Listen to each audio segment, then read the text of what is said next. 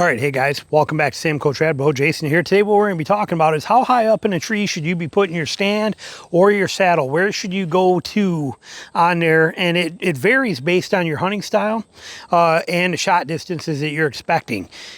Compound guys, crossbow guys that are capable of shooting out there, that are comfortable shooting 30 yards. Some are even 40, 50 yards. Some of that crap I don't get into too much, or I don't believe is right. But even at 30 yards with a compound or a crossbow, the angle changes. See, this is what matters right here, okay? Flat is what we practice all the time, and we get double lung pass through on a deer because we're practicing it on our 3D course. Thump, thump, goes right through, perfect, okay? And then as you get up there like this, it starts to change. And when it starts to get into this becomes an issue, okay? That angle becomes an issue for you. And it affects traditional guys more so than it does compound guys. But even with the compounds and the crossbows, if you are anticipating, what's the easiest way to say it? Let's put it this way. If you are a compound or a crossbow shooter and you go up to, if you are at 20 feet high, you're gonna lose the 5 and 8 yard shots. Okay, you're not gonna be able to take them. If you're 20 feet high, you're gonna be 12 yards to whatever distance out is what you're going to be able to do. If you go up to 30 feet high, which there's people that do, look at Eberhard. He claims that he doesn't ever have to pay attention to the wind. It's because he's 30 feet up in a tree all the time. 30 feet in a tree, and even if that angle's too close, you risk the one lung hit, okay? And I don't care how pinpoint accurate you are. There's so many variables that come into play, especially if you start hunting does and things like that, or you're not a big trophy buck hunter. These trophy bucks, they don't move and jump quite as much as the more wired deer are, like the does and the younger bucks. They're wiry and quick, where big mature bucks are not so fast. Or don't react quite as quick, or they're more controlled in it, and so you don't have that effect. But if you get too high in a tree, it's going to be a detriment to you as far as your shot angle. The shot angle is what matters.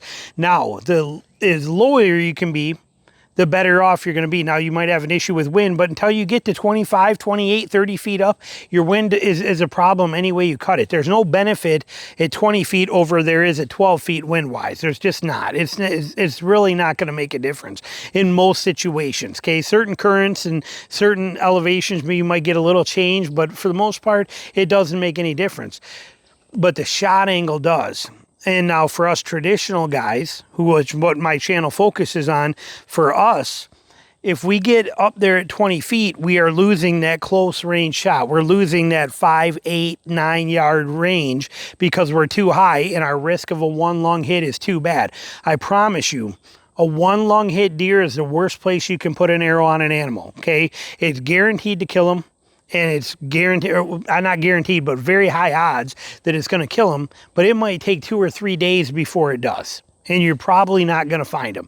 I know this. I grew up in a snow belt hunting in northern Michigan where I've tracked a lot of one lung hit deer, and because of snow, I was able to recover them. Sometimes it took days to recover them and for them to get weak enough for you to actually put another arrow in and finish them. So point being here is one lung is the worst thing you can have happen. Going higher up the tree increases your odds of one lung hits. Now, am I telling you to stay at 8, 10 feet? No, not at all. I'm telling you to find that sweet spot that's comfortable for you. For me, it's about 16. Most of the time I am somewhere between, I would say out of 100% of hunts, I would say that 70% of them are somewhere between 14 and 18 feet. Okay, 18 is really only when I don't usually get above 17 or 18 unless I'm climbing to cover, or if I have to get up to 18 because of being on a hillside or a situation like that. Most of the time, my preferred place to be, about 14 to 16 feet, somewhere right there, about 15 feet. That's all we need. But there are also many times that I don't go up, I'm using one stick and I'm only 10 feet up, okay? Or I'm using 2 sticks and I'm coming in at 12 feet and I don't need any more than that. So climb to the cover, climb to what you need. The lower you are, the better, okay? Let's give an example of that, okay? My average shot distance over all these many animals, deer-wise, out of a tree stand, but my average shot distance is gonna come in somewhere around 9 yards. That's what my average is gonna be. I shoot a lot of deer at 4 and 5 yards. but I also am low enough to be able to do that. If I'm 14 feet up and he's 4 yards away, double lung is pretty easy because I'm right there with him. Or if I'm at 12 yards, or some of them I'm only at 8 feet up. So, I mean, having a deer at 5 yards at 8 feet is gold. It doesn't get better than that. So keeping it closer has tremendous value. Keeping the shots closer, as does keeping your height lower. The more this goes up, the further out they have to be. Now, when you start climbing higher, as a traditional bow hunter, it screws with your mind, okay? Because everything looks so small down there. Remember, our entire aiming concept, our entire shooting process is based on memory and how we remember seeing it, how things have been in the past. We need to physically understand our mind, calculate distances and put things together. And we cannot do that when we change the dynamic from being a on the ground setting where we're literally all day, foomp, foomp, foomp, foomp, right here like this. Then all of a sudden we get up there and now we're 18, 20 feet in the air, and the deer that are only 10 yards away look so little, and you're like, I don't even, and it messes with your head. Okay, so if you come down and get more realistic and you get more into that 12, 14, 16 feet range, everything starts to look better. The lower you are, the more real it looks. The lower you are, the better your shot angles are at close distances where we want them. The lower you are, the greater the benefit of everything. This whole chasing pipe dreams of being up there high, it's not relevant. I did it for a whole entire year. I went 24 feet minimum with 5 sticks. I carried 5 sticks with me. 24 feet was my average. I did it for a year. And I one lung hit 4 of the 6 deer I killed that year. Okay, that's bad. That's not good. Traditional bow hunters, especially, have no business being up there too high. Forget 20 foot. There's no reason to be 20 feet high. Again, unless you're planning on shooting 25 and 30 yards, and no traditional bow hunter should be shooting a deer 25 and 30 yards. In my opinion, do what you want, take it for what it's worth. But point being, lower is better. Okay, and if you get a tree that you can get in and you can tuck in at 10 or 12 feet up, even better. Okay, it will make everything better. Even a deer standing there at 18 yards when you're only 10 feet up a tree feels like a chip shot compared to a deer standing at 14 yards, a couple yards in closer, and you being at 16 or 18 feet up a tree. Okay, it all is relevant, and it all matters because of the fact that our mind does the work for us and the simple physics of angles. If that arrow comes in too steep like this, if you're shooting at a deer, when he's on the ground, you got this big, from top to bottom of those lungs in this big of an area here to put that into. You hit in there, even if you hit low, it goes through and it gets both lungs. You hit high, it goes through, gets both lungs. Okay, you shoot here on an angle, hits here, and hits there, kicks out. When you take this and you start putting it at a tree stand angle, that shortens up. Okay, watch. Keep it the same angle, but look at how much closer my fingers are getting together. And then look at that angle, you can see what's happening here. Our window to put it through gets smaller because we're rolling on that deer. Now we can't, in order to get both lungs, we have to catch the top of this one, the bottom of this one. When that angle starts to get to about here, that ends up being a risk of going high and missing this off lung, going through this one and missing there, or going low and going through this one and missing there. Okay, that other lung becomes almost non-existent. You're only getting one. That's a bad situation. We don't want that. So we need to take this angle of shot angle and bring it back into perspective to give us that value there. So little tip for you, little thought, but don't be fooled by stuff you see on the Outdoor Channel and on YouTube. Don't think you got to be up there that high.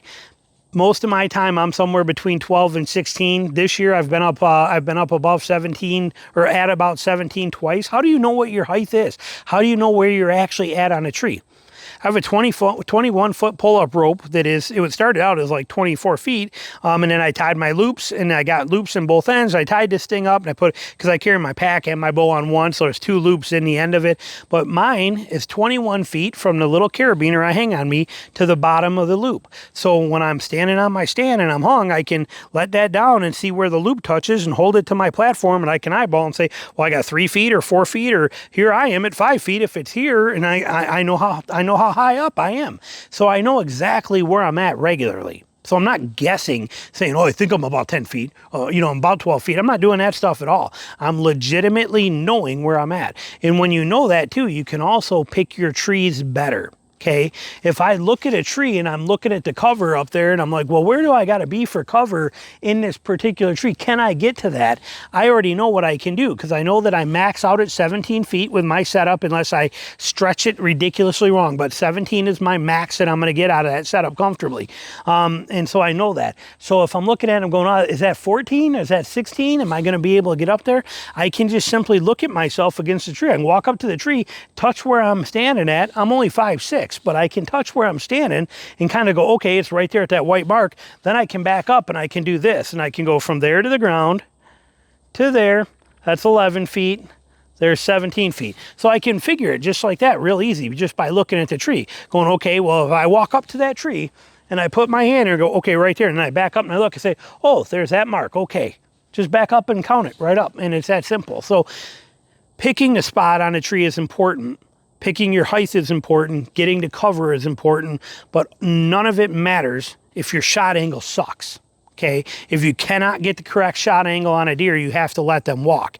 I have let so many deer, hundreds of deer walk because my max shot distance is 20 yards and they come by at 23. Hundreds of deer, including some of the biggest deer you could ever imagine. Yet on the same note, I have watched racks this big stand and walk right underneath my tree stand, walking right here, eating acorns as I'm sitting here looking at them through the grate of my tree stand. I cannot shoot that. It's too close. I cannot take that shot. Okay, well, what if he goes out here? Can I get him then? Well, hopefully he's going to swing around and give me a shot right there. He's going to swing out and give me a quarter and away shot out here at 5 yards. Nope, walk straight away, and I get nothing, and I have to watch him leave, and those huge antlers just bounce right on through there as he walks away, because that's not a shot. If I cannot get double lung, you cannot take the shot. I don't care what anybody tells you on the internet. I don't care what anybody says. It's like that stupid frontal shot, that shot through here. It doesn't work. And even if it does, they're an idiot for taking it. No offense. Sorry, in my opinion. But I'm just a standard old guy that likes to hunt with a traditional bow. So my opinion is irrelevant, but I don't believe in that. If you cannot for sure get both lungs, you have no business letting go of the arrow. You're not good enough to hit the heart on purpose. You're not good enough to hit the femoral artery on purpose. You're not good enough to hit the spine on purpose. You're not good enough to hit the aorta through the neck on purpose. You're not good enough to do this stuff on purpose. The only option you have, and even if you were as good enough to do it, good enough to do this, there's too many variables in real life animal movement. You can't predict it. You can't control it. You can't do nothing about it. Double lung is your option. If you pick anything other than double lung, in my book, you failed. You don't have any right to be in the woods. Go get golf. Take up golf. You can beat your buddies at it, get real cool, and then you can flirt with the little chicks on the cart that come around and bring you your drinks. But out here, in the real world of hunting, double lung matters. And your height, distance, and your tree stand and your shot angle matter tremendously too. So hopefully this helps put it into perspective for you. My opinion, the lower you can be, the better off you're going to be. Thanks for watching.